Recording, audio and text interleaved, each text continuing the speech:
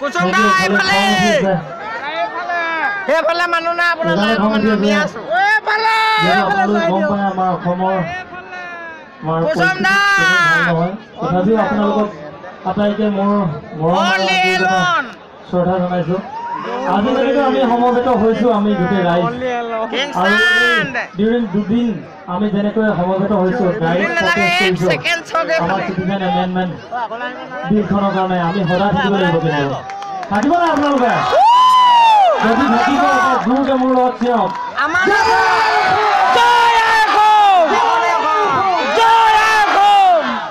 সদায় মিলি থাকিব লাগিব। কিন্তু আমি এক হয় কিন্তু আমি এটাই জাতি বৃহত্তৰ অসমীয়া জাতি আমি বৃহত্তৰ অসমীয়া জাতি এটাই হয় মিচিং মৰাণ মটক আমি বিভিন্ন জাতি জনগোষ্ঠী মিলি এটাই জাতি হৈছো বৃহত্তৰ অসমীয়া জাতি। আমি ইয়াত সমবেত হৈছো সদায় আমি সমবেত হ'ব লাগিব আৰু দিনত আৰু 7 দিন বাদ চাম খালি 7 দিন বাদ চাম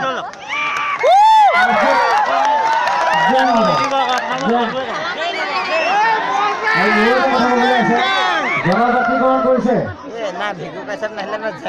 জনগোষ্ঠী জনজাতিকৰণ কৰিছে কিন্তু এইটো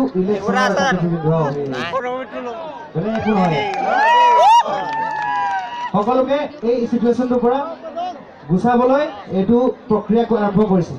তাত বাহিৰে একো নহয়। আমি নিজে মই আহোম মই চুতীয়া মই বড়ো মই মিচিং সেইবুলি আমি নিজৰ বস্তুবিলাক চাই থাকিম সেইটো কৰিলে নহ'ব। সেইটো কৰিলে নহ'ব। আৰু জেনেৰেল কাষ্টটোতো একো নাই বাদেই দিয়ক।